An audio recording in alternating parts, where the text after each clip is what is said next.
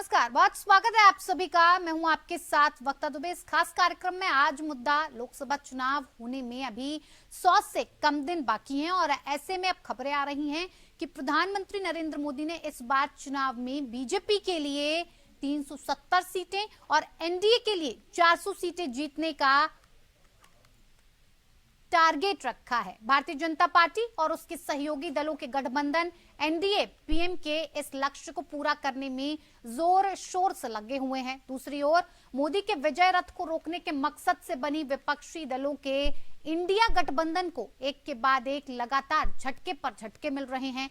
Bharatiya Janata party अपने NDA कुनबे की ताकत बढ़ाने के लिए छोटे दलों को भी अपने साथ जोड़ रही है। पूर्व पीएम चौधरी चरण सिंह को भारत रत्न देने के ऐलान को इसी से जोड़कर देखा जा रहा है और इसके तमाम तरीके के सियासी मायने भी निकाले जा रहे हैं।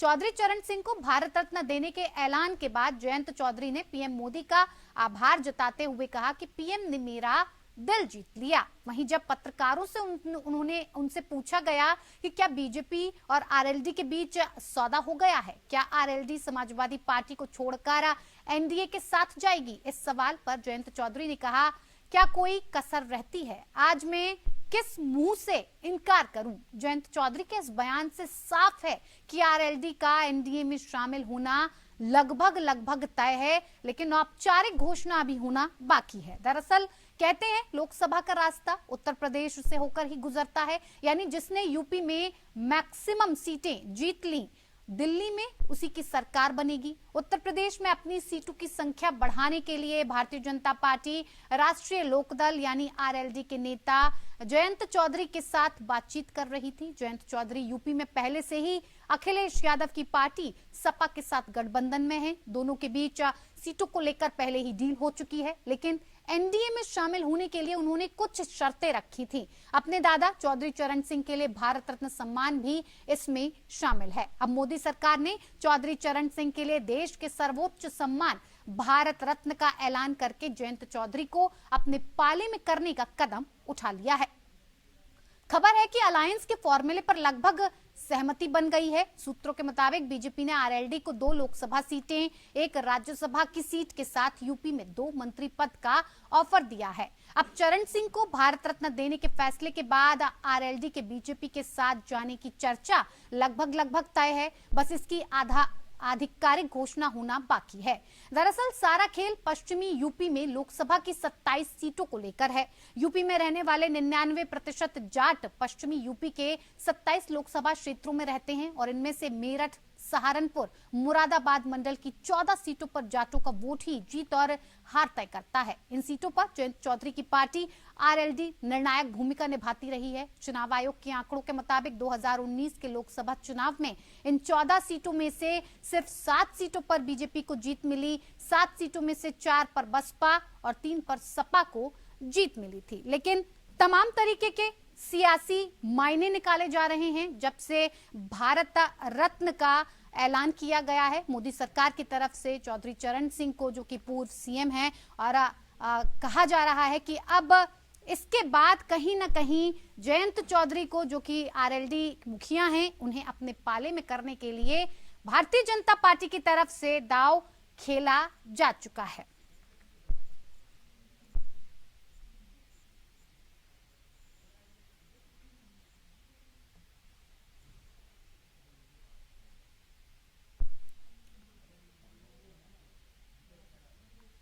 तो भारत रत्न देकर प्रधानमंत्री मोदी सरकार ने जयंत चौधरी का दिल जीत लिया है।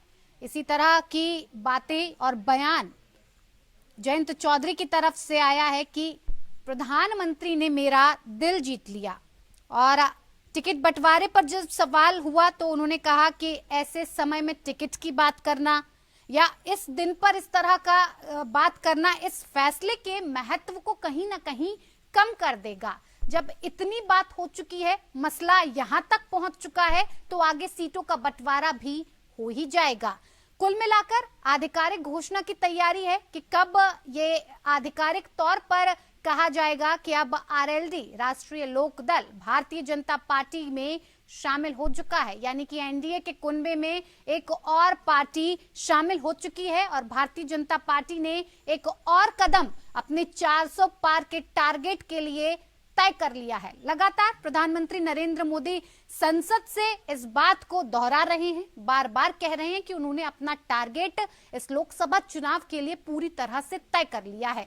लगातार हम ये भी देखते आए हैं कि भारतीय जनता पार्टी 24/7 चुनावी मूड में ही रहती है, कहीं से भी किसी तरह की चूक ना हो जाए इसलिए तैयारी पहले से ही कमर कसकर की जाती है, चाहे फिर वो ग्राउंड लेवल पर उतरकर हो या फिर नेताओं के कामकाज को देखकर हो या फिर चुनने की बारी जब उम्मीदवार की होती है तो उसमें भी कहीं ना कहीं भारतीय जनता पार्टी एक तरह से एक ऐसा निर्णायक फैसला लेती है कि जीत पक्की हो।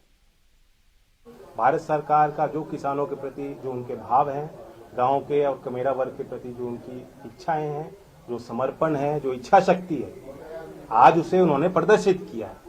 और लोग हिम्मत ले सकते हैं इस निर्णय से कि अगर कोई सरकार चौधरी चरण सिंह जी को इतना बड़ा सम्मान दे सकती है तो जो मुद्दे चौधरी चरण सिंह जी के अहम मुद्दे रहे, जिनके लिए उन्होंने काम किया, जिस वर्ग के उत्थान के लिए उन्होंने प्रयास किए, उनकी बात भी मानी जाएगी।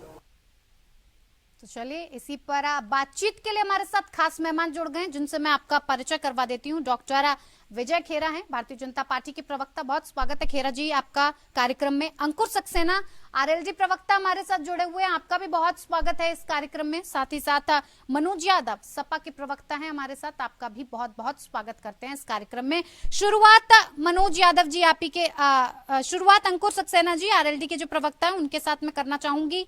बीजेपी ने ऐसा क्या ऑफर दे दिया कि जो जयंत चौधरी भारतीय जनता पार्टी में शामिल होने के लिए मान गए? लगभग तय हो गया कि अब जो अगला चुनाव लड़ा जाएगा भारतीय जनता पार्टी के नेतृत्व में ही लड़ा जाएगा। कैसे मूड बदल गया सर? देखिए, जहां तक सवाल होता है वरिष्ठ नेताओं के सम्मान का, या जो भारत रत्न होता है, वो भारत के रत्न जो एक्चुअल में किसी ने कोई कार्य किया है, जो आम आदमी से हटकर, एक लीग से हटकर काम किया, उनके लिए भारत रत्न दिया जाता है। तो भारत रत्न परम श्रद्धेय स्वर्गीय चौधरी चरण सिंह जी को देकर केंद्र सरकार ने, मैं भारतीय जनता पार्टी का नाम नहीं लेता हूं, केंद्र सरकार ने जो कार्य किया है, निसंदेह वो आम आवाम में हर्षोल्लास का प्रतीक है। और उसके लिए मैं केंद्र सरकार और महामहिम राष्ट्रपति मोदी और माननीय प्रधानमंत्री को धन्यवाद आपके सम्मानित चैनल के माध्यम से ज्ञापित करता हूं। अब सवाल आपने कहा कि सौदा, राजनीति में जहां पर भारत रत्न देने की बात आती है तो वहां पर सौदा कहां हो गया? केंद्र सरकार का अपना डिस्क्रिशनरी पावर होता है, केंद्र सरकार ने उस पावर के अधीन भारत रत्न दिया और भारत रत्न जिनको दिया गया है वो उस योग्य है। परम श्रद्धेय किसान मसीहा को अगर भारत रत्न नहीं देंगे तो आप किसको भारत रत्न देंगे? और केवल चरण सिंह साहब को ना देकर उन्होंने नरसिम्हा राव साहब को भी दिया जो कांग्रेस का प्रतिनिधित्व करते थे, और स्वामीनाथन साहब को भी दिया जो कृषि वैज्ञानिक के तौर पर, जिनकी न केवल भारतवर्ष में बल्कि पूर्ण विश्व में उनकी स्वीकार्यता है। तो ऐसी स्थिति में ये कहना कि कोई सौदा होगा, मुझे नहीं लगता कि ये आज के वर्तमान परिदृश्य में ये यथोचित शब्द होगा। नहीं तो ये तय नहीं है, ये ना माना जाए। भारत रत्न दिया गया, ये तो आपकी तरफ से भी कहा गया, कहीं ना कहीं खुद जयंत चौधरी इस बात को कह रहे हैं कि दिल जीत लिया प्रधानमंत्री ने, जिस तरह का फैसला लिया है, इतना अभूतपूर्व, इतना ऐतिहासिक फैसला लिया गया कि उनका दिल जीत लिया गया है। और वो साफ तौर पर कह रहे हैं कि अब किस मुंह से मैं इनकार करूं एनडीए में न जाने के लिए।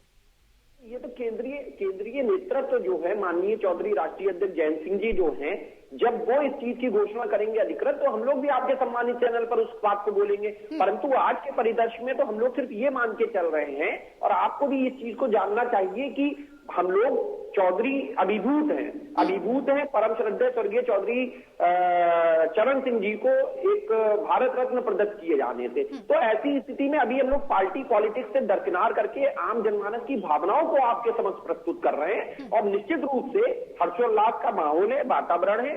चरण सिंह जी चूंकि मजलूमों, बेरोजगारों और किसानों की आवाज थे। अंकुर जी साफ तौर पर मुझे कम शब्दों में ये समझाइए कि हम इस बयान के क्या सियासी मायने निकालें। जिस तरह से बयान दिया गया, मीडिया के सामने आकर जयंत चौधरी ने ये कहा कि अब ऐसे में एनडीए के इस प्रस्ताव को मैं कैसे अस्वीकार कर दूं?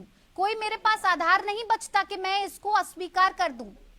देखिए मैम, सबसे बड़ी बात है, क्या माने सर इसे? आप हमें समझा दीजिए, हम वही मान लेंगे।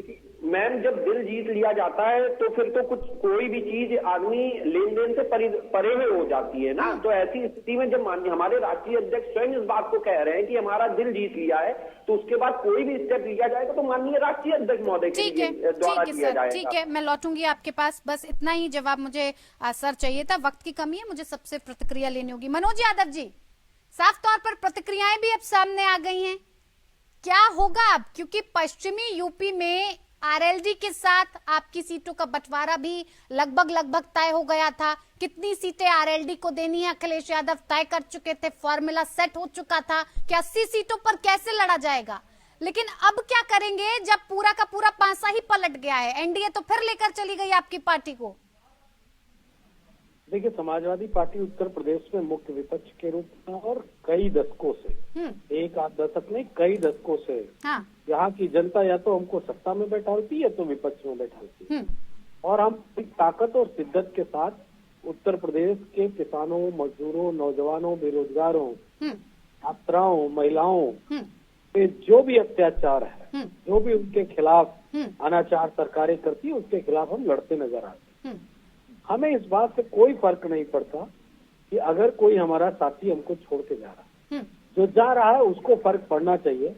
हम अपनी लड़ाई को मुद्दों के आधार पर जनता के बीच में ले जाने के लिए पूरी तरीके से कटिबद्ध हैं। एक महत्वपूर्ण बात कह दूं, देखिए, हम तो इंडिया अलायंस इसलिए इंडिया अलायंस का पार्ट बने, और इंडिया अलायंस इसलिए बनाना चाहा कि नरेंद्र मोदी की जो कारगुजारियां, जो किसानों के विरोधात्मक कार्य है, जो बात मैं कहते हुए बिल्कुल संकोच नहीं करूंगा, 750 से ज्यादा किसानों का बलिदान किसके नाम से होगा? कौन वो प्रधानमंत्री है जिसने 750 किसानों की जान का जिम्मेदार है? क्या एमएसपी लागू हो गया? आरएलडी को नहीं समझ में आ रहा है सर। आरएलडी तो इस बात को कह रही है कि प्रधानमंत्री ने तो दिल जीत लिया उनका दिल भारत रत्न के लिए जीता गया। उनका दिल किसानों की एमएसपी देने के लिए थोड़ी नहीं जीत लिया नरेंद्र मोदी, और ना अग्निवीरों की सेवा स्थापित करके, अग्निवीर परीक्षा खत्म करके अब परमानेंट सैनिक वाली कोई परीक्षा कर दी है। वो तो जनता के मुद्दे हैं। दिल तो तब जीत लेना चाहिए था एक राजनीतिक रूप से। बिल्कुल हर्ष का विषय, समाजवादी पार्टी ने मांग करी हमेशा हर सरकार से कि आदरणीय चरण सिंह जी को भारत रत्न दिया जाए। नाखुश हैं आप? नाखुश हैं जयंत चौधरी के भारतीय जनता पार्टी में शामिल होने के स्पेशलिस्ट? नाखुश हैं आप? हम कौन होते हैं नाखुश होने वाले? हम तो लड़ाई लड़ रहे हैं। जो हमारे साथ लड़ेगा वो देखा जाएगा, जो नहीं लड़ेगा वो सत्ता में कैसे लड़ा जाएगा? रहेगा। सवाल तो इसी बात को लेकर, अब कैसे लड़ा जाएगा? इंडिया अलायंस को लगातार एक के बाद एक झटके, एक के बाद एक झटके। उत्तर प्रदेश में 80 लोकसभा की सीट है जी। आरएलडी क्या 15 सीटों पे चुनाव लड़ने जा रही है क्या? या आरएलडी कितनी सीटों पे चुनाव लड़ेगी ये तो जनता तय करेगी और बीजेपी तय करेगी। तो उसमें हमें कोई ज्यादा दिक्कत वाली बात नहीं है। समाजवादी पार्टी पूरी शिद्दत और ताकत के साथ चुनाव लड़ेगी, इंडिया अलायंस का हिस्सा है, इंडिया अलायंस का हिस्सा रहेगी।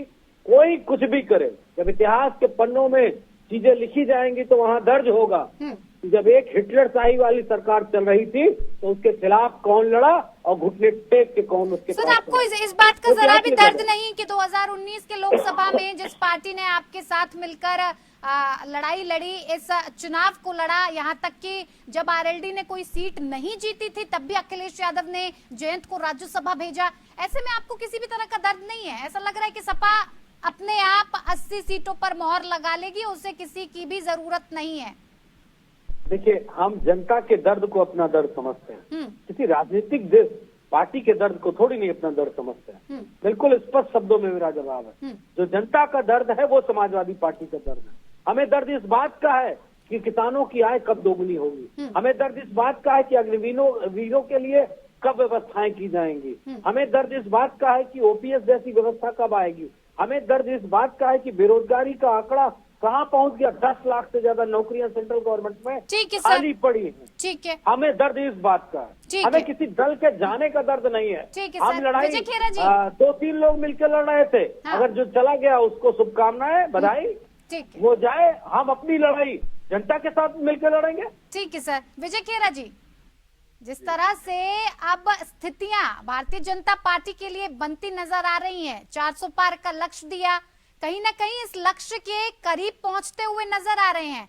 पहले नीतीश का साथ, अब आरएलडी के जयंत चौधरी का भी साथ मिल गया, यानी कि पश्चिमी भाग जहां पर जयंत का दबदबा काफी माना जाता है, जनाधार है उनका, ऐसे में क्या लग रहा है 80 सीटें पक्की भारतीय जनता पार्टी की? देखिए, नीतीश जी तो जब आए थे, जो उनको महसूस हुआ कि उनके साथ इंडिया अलायंस ने ज्यादती की है, वो सूत्रधार थे, संयोजक बनने के प्रयास में, तो उन्होंने नहीं बनाया, तो छोड़ के चले आए। अब जहाँ तक आरएलडी का सवाल है, जो भी पार्टी अभी तक समाजवादी पार्टी के साथ गई है, सबको घुटन महसूस हुई है, क्योंकि बाहर से जो दिखाई देते हैं या जो शो ऑफ करते हैं वो होता नहीं अंदर जाके उन्हें पता लगता है ये तो आपराधिक पार्टी है, ये तो गुंडों को इकट्ठा करती है, ये तो जमीनों पे कब्जा करवाती है, अपराधियों को प्रश्रय देती है, आश्रय देती है, तब लोगों को छोड़ने का मन बन ही जाता है। अब ये सवाल इस बात से नहीं है कि उनको भारत रत्न में, मुद्दों पे बात करो, सबसे बड़ा गुंडा अमित शाह है, इस बात से नहीं है, सबसे बड़ा गुंडा प्रधानमंत्री है देश के। मनोज जी गलत बात आप क्यों नहीं रोक रहे हैं? आप रोक क्यों नहीं रहे? आप रोक क्यों नहीं रहे? मैंने कोई अनर्गल बात करी क्या डिबेट में? मैंने मुद्दों के अलावा कहीं और पे बात करी क्या? आपको धैर्य से सुना सकते तो आप भी तो सुनिए सर। ये बात करने की क्या कोशिश कर रहा है? गुंडे और फलाना मवाली बहुत ज्यादा, ढंग से रहना, बात करना। विजय खड़न ने 2 मिनट में बात कर दूंगा। ठीक है मनोज जी। अरे अतीक अहमद कौन है? मुख्तार कौन है? क्या बात करते हो? बदतमीज इंसान। आजम खां कौन है? टीवी पे आया। आजम खां कौन है? मनोज जी कौन है? मंत्री तुम्हारा क्या चेहरा है तुम्हारा बात करने का? तुझे पता है ना? अरे तेरा क्या बात करने का चेहरा है? मनोज जी देखिए, बदतमीजी बहुत आती है। विजय खेरा जी, मनोज जी, अगर आप बदतमीजी करोगे मुझे तो आप पर इस तरह से मनोज जी और विजय खेरा जी, पहले तो आप अपनी भाषा की मर्यादा को रखें और उस बाद में आप जो भी मुद्दा है उसी पर कृपया करके बात करें। इस तरीके से नेशनल चैनल पर आकर और जिस तरह की बदतमीजी के साथ आप लोग बात कर रहे हैं, ये आपकी ही पार्टी के लिए नुकसानदायक है, क्योंकि आप अपनी ही पार्टी को रिप्रेजेंट कर रहे हैं सर। समझाइए ना, क्यों बीच में धैर्य रखिए सर, आपको भी ठीक से और जिस मुद्दे पर हैं उसी पर बात करनी चाहिए। और मनोज जी आप भी थोड़ा धैर्य से सुनिए सर। देखिए मैं टीट फॉर टैट हूं, अगर कोई गलत बोलेगा तो मैं जवाब ठीक है सर, मैंने समझाया है, मैं बोल रही हूँ सर। विजय खेरा जी मुद्दों पे बात करिएगा। ठीक है सर। खेरा साहब, जहाँ तक चौधरी चरण सिंह जी को भारत रत्न देने का सवाल है, देखिए उनकी मृत्यु के बाद 36 साल के बाद मिला, यानी सब ये लोग सोते रहे आराम से। और जहाँ तक इंडी का सवाल है, तो याद करिए चौधरी चरण सिंह जी को प्रधानमंत्री बनाने के लिए कांग्रेस ने समर्थन दिया था और समर्थन देने के 23 दिन के अंदर समर्थन वापस ले लिया था। मतलब धोखाधड़ी कांग्रेस पार्टी के सिस्टम में है। नहीं सर ठीक है, खेरा साहब शायद आप मेरा सवाल नहीं समझ पाए। मेरा सवाल इस बात को लेकर था कि अब जिस तरह की स्थितियां भारतीय जनता पार्टी के लिए बन रही हैं, लगातार क्षेत्रीय दल जो मजबूत हैं वो भारतीय जनता पार्टी के साथ आ रहे हैं, ऐसे में अब आपकी स्थिति उत्तर प्रदेश में कितनी मजबूत दिख रही है सर? पार्टी ने क्या किया, कौन क्या कर रहा है वो तो सर समझ लेंगे। ऐसा है मैडम, अकेली आपके प्रश्न का उत्तर मुझे नहीं देना है। हाँ। जो पीछे बोल चुके हैं उनके प्रश्न के भी उत्तर मुझे देना होते हैं। तो सर ये निजी तौर पर आप डिबेट में निजी तौर पर जवाब नहीं देंगे ना सर? नहीं, आपका तो देंगे ही देंगे जवाब, लेकिन जो पीछे बोल चुके होते हैं उन वक्ताओं के बारे में मुझे बोलना होता है जो उन्होंने कहा है। इसलिए मैंने इतना जोड़ा है कि जहाँ इंडिया अलायंस का सवाल कर रहे हैं, ये कह रहे हैं इससे हमें कोई फर्क पड़ता नहीं है। फर्क पड़ेगा, अलायंस टूट गया है तो फर्क क्यों नहीं पड़ेगा। और जहाँ तक 80 सीट का सवाल है उत्तर प्रदेश की लोकसभा की, तो वो 80 सीटों का तो हमने पूरा हिसाब बना रखा है। हमारे 80 सीटें जीतेंगे। अब आपका प्रश्न बताइए क्या है सर? ठीक है मनोज यादव जी, फर्क पड़ेगा? बताइए ना सर, फर्क पड़ेगा आपको, ये कह रहे हैं विजय खेरा जी, फर्क पड़ेगा आपको? तो किसी बात का कोई फर्क नहीं है। वो कह रहे हैं इंडिया अलायंस टूट के कगार पर बैठा है। ऐसी क्या बात है कि सपा हो या इंडिया अलायंस के जितने भी दल हैं वो लगातार धीरे धीरे छटकते जा रहे हैं? किस बात की समस्या, किस बात की परेशानी है कि दल अपना अपना रास्ता नाप रहे हैं, अपना अपना राजनीतिक फायदा देखकर निकल जा रहे हैं सर?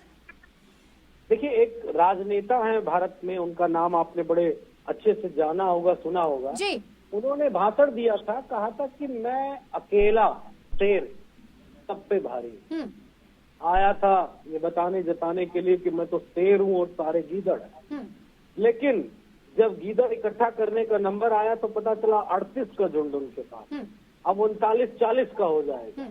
तो ये बात उनसे पूछिए कि वो इतने ताकतवर थे, इतनी मुद्दे थे, इतना विकास था, इतना काम था, फिर भी लोगों की आवश्यकता है। ये स्पष्ट करता है मुक्ता जी कि कहीं ना कहीं इंडिया अलायंस बहुत पावरफुल था। उसको, उसकी पावर को डिवाइड करके अपने आप को मजबूत करने का प्रयत्न किया जा रहा है। ना अकेला कोई शेर था, ना सब पे भारी था। रियलिटी लेकिन ये तो कह रहे हैं कि समाजवादी पार्टी के अंदर आरएलडी को लेकर भी खबरें थी कि सीट बंटवारा ठीक से नहीं हुआ, जिस बात से जयंत चौधरी खुश नहीं थे सर। ये तो खबरें काफी वक्त से आ रही हैं सर। हम विपक्ष के एक राजनीतिक दल हैं। हाँ। हम सबको इस तरह नहीं खुश कर सकते। हमारी पोटली में क्या है? हाँ। क्या है? सीटें ही तो दे सकते हैं संघर्ष करने के लिए, लड़ने के लिए। कोई हम उठा के आपको मंत्रालय थोड़ी नहीं दे देंगे। ठीक है। ना तो हम वो दे देंगे। वो तो जिसके पास है, वो कहते नहीं है जहाँ शहद होता है वहीं मक्खियां भिनभिनाती हैं। तो कहीं वैसी स्थिति है, जिसको ज्यादा चाहत है, जिसको अपने आप को बढ़ाने की चाहत है, वो सत्ता की तरफ जाएगा। जिसको जनता के मुद्दों को बढ़ाने की चाहत है, जो जनता को कष्ट है उसको मिटाने की चाहत है, वो जनता के साथ जाएगा। ठीक है जयंत चौधरी जी, ठीक है सर, वक्त की कमी है मनोज जी, मैं ज्यादा वक्त नहीं दे पाऊंगी। समाजवादियों ने लड़ाई लड़ी। ठीक है, समाजवादी पार्टी ने सत्ता के सामने घुटने नहीं सीटों को लेकर जिस तरह का मनमुटाव था सपा के साथ, क्योंकि 2019 में भी आप सपा के साथ थे और सीटें ना जीतने के बाद भी सपा ने कहीं ना कहीं राज्यसभा जयंत चौधरी को भेजने का फैसला लिया था। क्या ऐसी वजह रही कि सीटों पर जो आपका बंटवारे का पूरा मसौदा था, पूरा फॉर्मूला था, वो सेट नहीं हो पाया? क्या रहा आरएलडी के लिए? जी सर, एक लाइन कह दूं जी मनोज जी, कहिए। मेरे साथ ही चले। देखिए, जिस बात की नाराजगी अगर आरएलडी को है, हाँ। वही फार्मूला निषाद पार्टी में है, वही फार्मूला अनुप्रिया पटेल की पार्टी में है, वही फार्मूला समाजवादी पार्टी के साथ जो अलायंस है उसमें है। यानी कि बीजेपी के भी कितने प्रत्याशी निषाद पार्टी से विधायक बने, बीजेपी के कितने प्रत्याशी ओम प्रकाश। ठीक है सर, अंकुर जी से जवाब ले लेते हैं। फार्मूले को जो उत्तर प्रदेश में चल रहा है उसको नहीं इग्नोर किया जाता। ठीक है अंकुर जी, जो फॉर्मूला चल रहा है उसका, उससे तो नहीं बदला जा सकता है। उत्तर प्रदेश में जिस फॉर्मूले से आगे बढ़ रही है सपा पार्टी, उसे नहीं बदला जा सकता है। जवाब देखिए मैम, मनोज जी ने खुद ही, आपने जो प्रश्न पूछा उसका जवाब मुझे देने की आवश्यकता ही नहीं पड़ी। उन्होंने स्वयं स्वीकार कर लिया कि राष्ट्रीय लोकदल को जो सीटें दी गई थी, उन सीटों पर समाजवादी पार्टी के प्रत्याशी लड़ने के लिए समाजवादी पार्टी की तरफ से लगातार कहा जा रहा था। अब आपको 7 सीटें अगर गठबंधन में हमारे एक शीर्ष नेतृत्व ने बड़ी प्रसन्नता के साथ में संघर्ष का रास्ता चुना और निरंतर संघर्ष हम लोग कर रहे थे, तो 7 सीटों में अगर 4 सीटों पे आप अपने प्रत्याशी उतार दोगे तो हम 3 सीटों पर जनभावनाओं के अनुरूप कितने लोगों को लड़ा पाएंगे? और क्या हमारे पास प्रत्याशी नहीं है जो चुनाव लड़ते? एक बात। दूसरी बात, समाजवादी पार्टी के प्रतिनिधि महोदय ने लगातार ये बात कह रहे हैं कि जो जहां पर मीठा होता है वहीं पर सब लोग चाशनी और चीटे जुटते हैं, या इस तरीके की भाषा का प्रयोग किया। तो आपको यहाँ पर ये भी स्पष्ट कर दूं मेरे भाई, 2012 से लेकर 2017 तक समाजवादी पार्टी उत्तर प्रदेश की सरकार में थी और उस समय भी हम लोगों ने विपक्ष का रास्ता चुना था। उस समय भी हम लोग समाजवादी पार्टी के साथ सत्ता में नहीं थे, हम लोग विपक्षी दल के रूप में थे। हम लोग लगातार पिछले 16-17 साल से लगातार हम लोग विपक्ष की राजनीति कर रहे हैं। तो समाजवादी पार्टी इस बीच में 2-2 बार जो है सत्ता की चाशनी, यानी कि रवैया कहीं ना कहीं इस बीच समाजवादी का ठीक नहीं रहा। हम लोगों को बहुत अनुभव है और हम लोग लगातार जनता के मुद्दे पर निरंतर संघर्ष करते रहे और करते रहेंगे। ठीक है। क्या कहना चाह रहे हैं खेरा साहब? आप, वक्त की कमी है, कहिए सर। खेरा साहब जी, आवाज पहुंच पा रही है आप तक? जी कहिए सर। हम खाली इतना कह रहे थे कि अभी जो बार बार कह रहे हैं कि चौधरी चरण सिंह जी को भारत रत्न दे दिया, इसका असर है, ये बात नहीं है। वो तो उनको देना ही था। ये तो हमने नरसिम्हा राव जी को भी दिया, इन्होंने नहीं दिया। मनमोहन सिंह जी के समय दे सकते थे, चौधरी साहब को भी दे सकते थे, उनको भी दे सकते थे। लेकिन होता क्या, इन लोगों के अलग है, खाने के दांत और दिखाने के और। हमारे एक ही है, भारतीय जनता पार्टी जो तय करती है वही करती है, जो कहती है वही करती है। ठीक है सर। इन लोगों की लड़ाई झगड़े इसीलिए रोज होते हैं। ठीक है खेरा साहब, मेरे पास वक्त की कमी है, मैं ज्यादा वक्त नहीं दे पाऊंगी। आप सभी मेहमानों का हमारे साथ इस खास कार्यक्रम में जुड़ने के लिए बहुत बहुत धन्यवाद। अब देखना ये होगा कि लगातार जिस इंडिया गठबंधन की बात लगातार की जा रही थी कि इस गठबंधन को भारतीय जनता पार्टी को पटकनी देने के लिए, सत्ता से बाहर का रास्ता दिखाने के लिए बनाया गया था, लेकिन ये पूरा होता नहीं दिख रहा है। तमाम दल अपना अपना रास्ता नाप रहे हैं। सियासी रोटियां किस तरह से कैसे सेकी जाएं और किस गठबंधन के साथ मिलकर अपने आप के फ्यूचर को सिक्योर किया जाए, ये देखने का पूरा सिलसिला अब तेज हो गया है। गठबंधन इंडिया अलायंस इसमें क्या कुछ करेगा आगे, ये देखने वाली बात होगी। फिलहाल इस कार्यक्रम में मेरे साथ इतना ही। नमस्कार।